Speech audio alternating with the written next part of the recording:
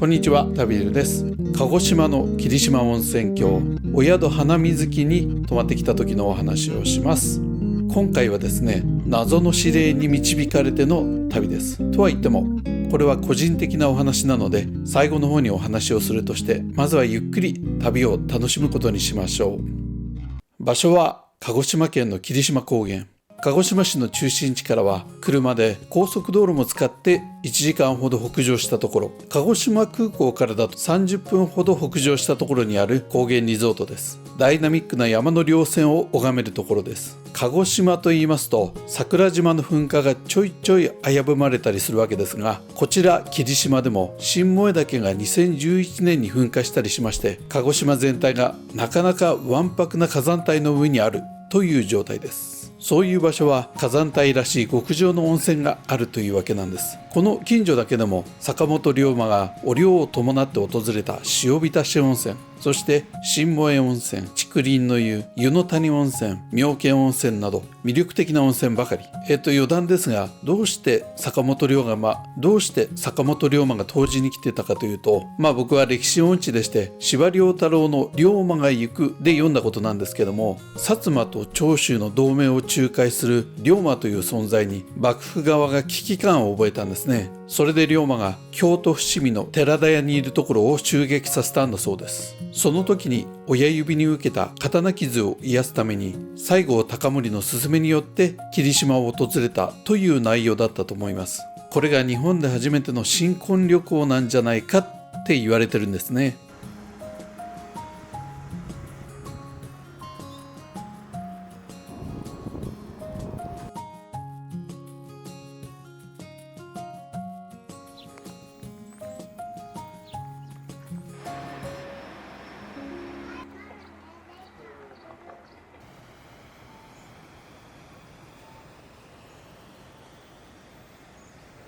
そしてお泊まりはこちら、モダンな4階建てのお宿。外から見るとホテルっぽく見えますが、中に入ると小さくて静かなお宿です。8部屋中4部屋、つまり客室の半分が温泉付きの特別室ということになります。しかも源泉かけ流し。お料理にもなかなか工夫があり、割と女性の支持を集めているお宿ではないかなと思います。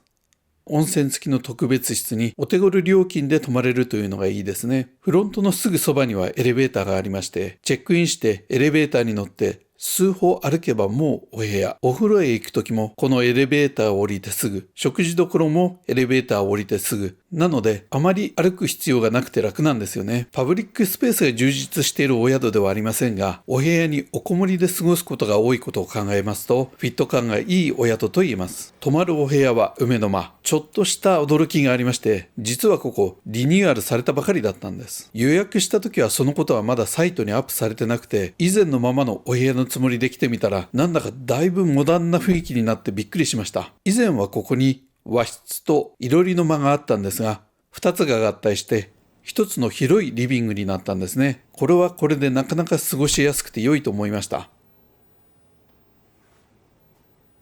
あとこのお部屋にはロフトがありまして、階段を上っていくとちょっと屋根の低い屋根裏部屋みたいなベッドルームがあります。連れはお約束で低い天井に頭で喧嘩を売ったようですが、勝てなかったようです。8部屋中4部屋が温泉付きというお話をしましたが、その中でも僕がこの梅の間が好きな理由はこのゆったりスペースのヒノキ風呂です。ヒノキ風呂の方は以前と変わってませんね。奥の方にも岩をくり抜いたちっちゃなお風呂があるんですよ。ちゃんと温泉が投入されています。僕は膝が使えて入れませんでしたが、連れは入れてにんまりしてました。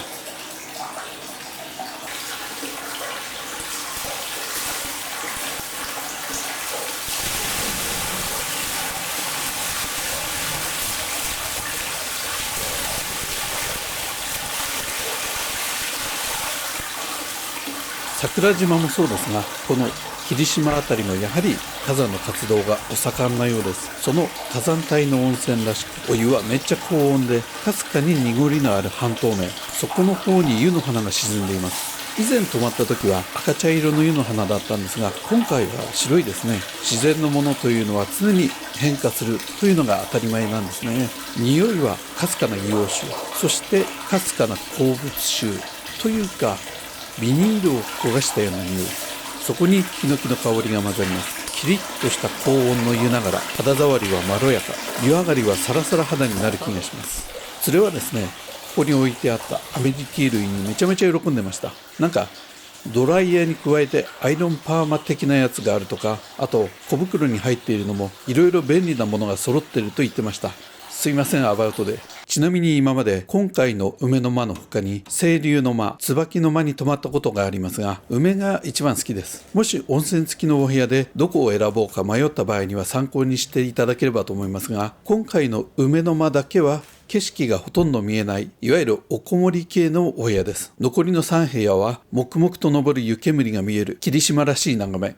お部屋の上級さで選ぶなら清流。眺めも欲しいし、お風呂の面白みも捨てがたいという場合は、唯一の露天風呂付きの椿という選択になるんじゃないかなと思います。花水木で温泉付きのお部屋に泊まるとですね、もう大浴場行かなくていいやという気分になるぐらい部屋の温泉は良いです。公式な発表ではないんですけども、宿のお隣の梶郎賀の湯から温泉を引いてるみたいですね。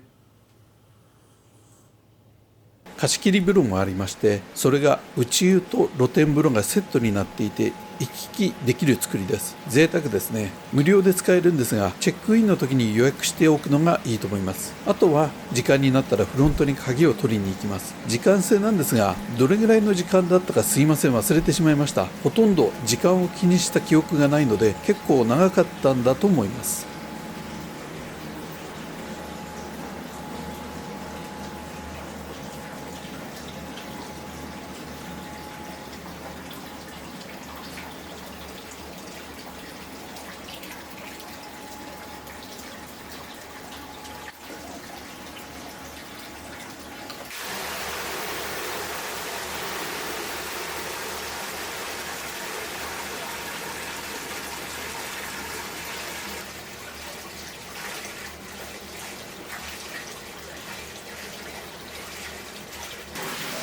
大浴場ももちろんありますが、お部屋にめちゃめちゃいい温泉があるので、慌てて入らなくてもいいかな、明日の朝にでも入ろうかなぐらいな気持ちでおりましたが、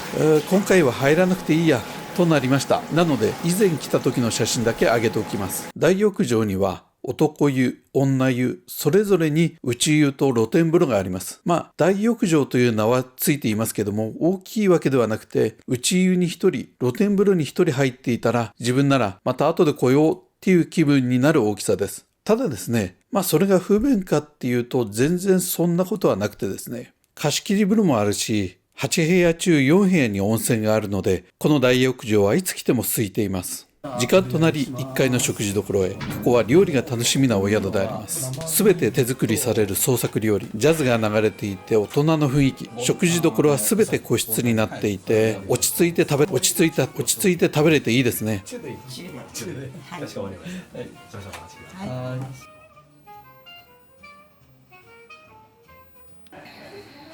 黒梅酒で料理がスタート。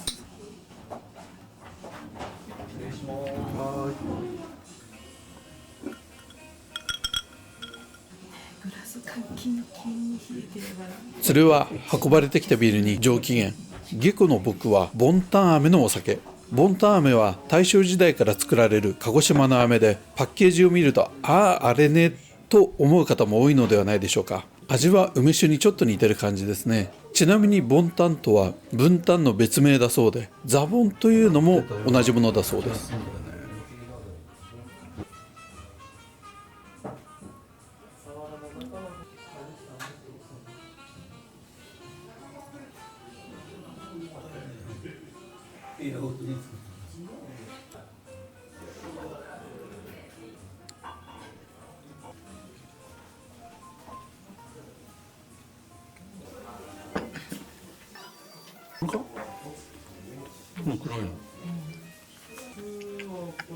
焼き物のサワラの一味焼きですね。こちらはサワラの一味焼きといって、春を告げるサワラが串焼きにされています。後半のこの鹿児島の魚介を使った魚料理あたりからが、ここの料理の本領発揮という気がします。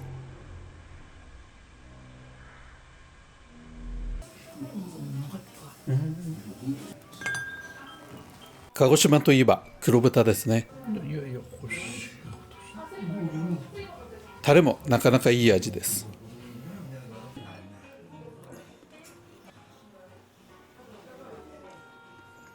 ちらが天ぷらの盛り合わせになります。じゃあお魚はですね、キスを使ってまして、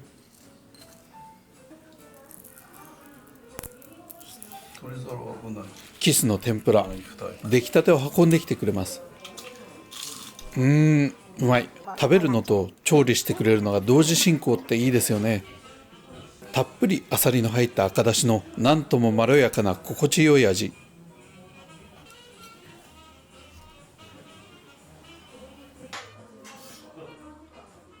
デザートは焼酎アイスと霧島茶のムース。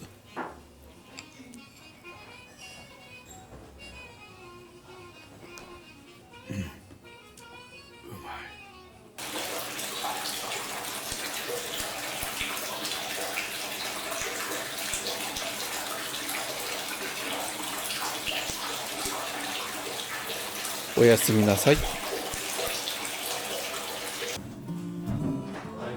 おはようございます。滞在中は基本的にあれこれ構わないでいてくれる宿ですが、料理の時は逆に若い人たちが細やかな心遣いで世話してくれて嬉しかったです。あと気になった点を一つお話しておきます。これは梅の間に泊まるお客さんだけに関係することだと思うんですけども、梅の間の目の前が貸し切り風呂なんですね。でこの貸し切り風呂のドアがおそらく引っかかって閉まりにくいようなんです。で出入りのたびにドスンドスンと音がしてしまっています。割と大きな音なので、このお部屋に泊まる方はちょっと頭に入れといていただければいいかなって思います。それでも梅はお気に入りのお部屋なので、宿泊を諦めるほどのものではないと個人的には思っています。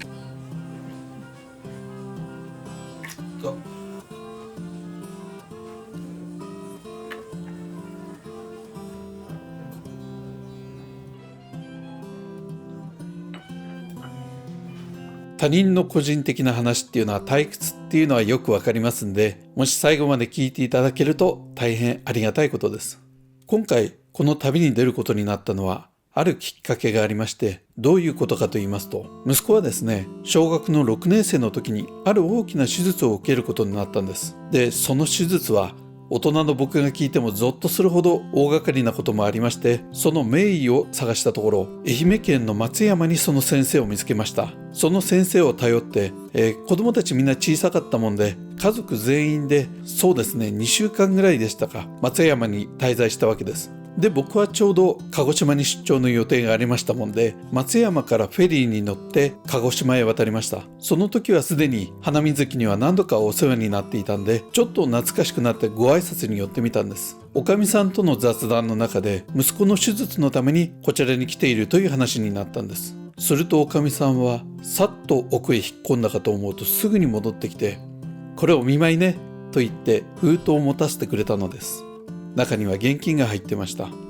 松山に戻り、おかみさんから預かった封筒を息子に渡しながら、お前の手術をこんなに応援してくれてる人がいるよって話してあげました。その時息子はうんと一言言ったんだったと思います。思春期の入り口でしたんでね、それ以上の話があったわけでもありませんが、会ったこともない人が自分のことを応援してくれているということにちょっとした感動があったのではないかなと思います。手術は無事成功。それから十数年が経ち、今は社会人として離れて暮らしています。彼が就職し、初任給の報告と僕らへのお小遣い、それに一緒に送られてきたのがこの謎の走り書きなんです。最初はこの文面が全然読めなくて、30分ぐらいああだこうだ言った挙句、花水木行ってきてーすって書いてあるんじゃない？チャラい若者言葉か。でも花水木のことを覚えてるんだね。ようわからんけど、花水木に泊まりに行くようだね。という理解に落ち着いたわけです。ただどうにも引っかかる。彼はイタリア旅行の時も親には何も言わずに行くようなやつだ。なんで花水木に行くのに事前連絡があるんだろう。何か合点がいかず、翌日にもう一回読み返してみたんです。あれ？これもしかして花水木行ってきていいよって書いてない？それで3万円なのか。おかみさんが封筒に包んでくれた額がそれだったのです。息子は小学生の手術の時から就職した今までちゃんとおかみさんからいただいた応援の気持ちっていうのを忘れないでいたんだなと思い嬉しくなりました。それで今回はその初任給のプレゼントで旅に出かけたというわけです。あの金は使えるわけもありませんけどね。おかみさんはもう引退されて、今は若旦那さんを中心に若いスタッフたちがお宿を運営しています。今日も泊まり客の心に小さな花を咲かせていることでしょう。